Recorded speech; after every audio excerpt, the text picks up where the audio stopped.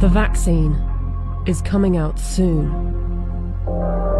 I won't be talking about it, but I will tell you about the company behind it.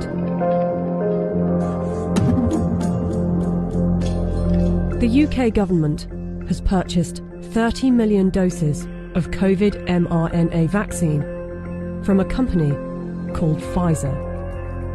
The vaccine is due to be delivered in November, with the potential of 100 million doses by the end of the year and 1.3 billion doses next year. News just out. Pfizer says it could be ready to apply for emergency use authorization for its COVID-19 vaccine candidate by late November. It won't be mandatory at the beginning, but judging from the large orders, a gradual plan will be implemented to persuade and incentivize people to take the vaccine and put restrictions on people that don't, along with shaming campaigns.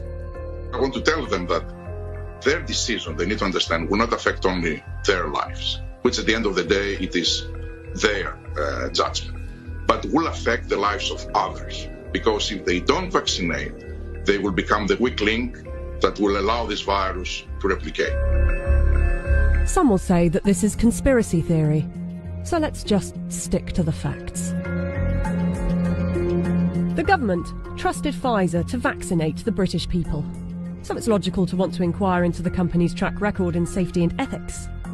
After all, they must be trustworthy in fighting for humanity, right?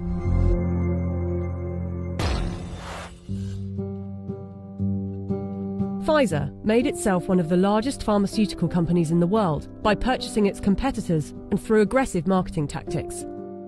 What I'm about to tell you is only 20% of their rap sheet. Otherwise this video would be hours long, but you can go to our website where you can see the full list.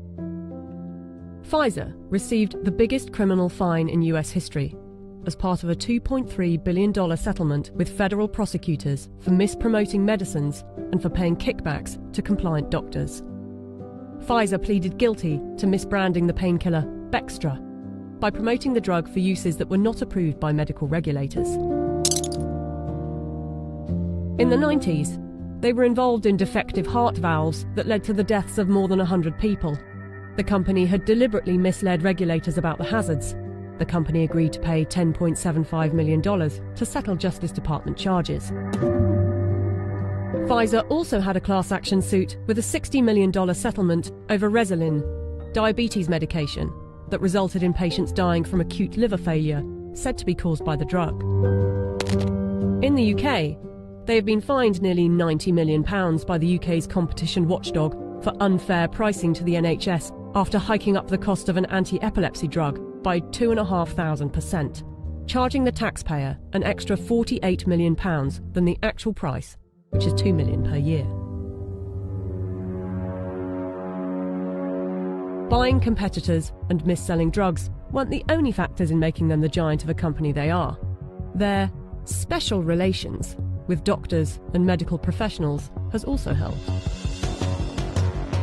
In 2004, Pfizer's subsidiary agreed to pay $430 million to resolve criminal charges that it paid physicians to prescribe its epilepsy drug, Neurontin, to patients with ailments for which the medication was not approved.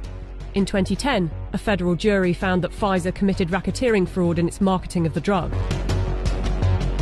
Pfizer disclosed that during a 6-month period the previous year, it had paid $20 million to some 4,500 doctors and other medical professionals for speaking on the company's behalf. In 2012, the US Securities and Exchange Commission announced that it had reached a $45 million settlement with Pfizer to resolve charges that its subsidiaries had bribed overseas doctors and other healthcare professionals to increase foreign sales. But some of you might say they are a business and they don't get to make billions a year by not being competitive. They're still trying to help humanity. Pfizer was sued in a US federal court by Nigerian families who accused the company of testing a dangerous new antibiotic called Trovan on children without parents' consent and using their children as human guinea pigs. A panel of medical experts concluded that Pfizer had violated international law, and the company agreed to pay $75 million to settle the lawsuits in Nigerian courts. The US case was settled for an undisclosed amount. The list goes on. I don't want to bore you with it. But ask yourself, if it was a car manufacturer, would you buy a car from them? we plan to honor our history, and we will only bring to the world a vaccine that has been proven safe and efficacious. If Pfizer is trustworthy enough to be given one of the keys to vaccinate the population with something that was knocked up in a few months, and with such a track record for safety and ethics, I know what I think. Do you?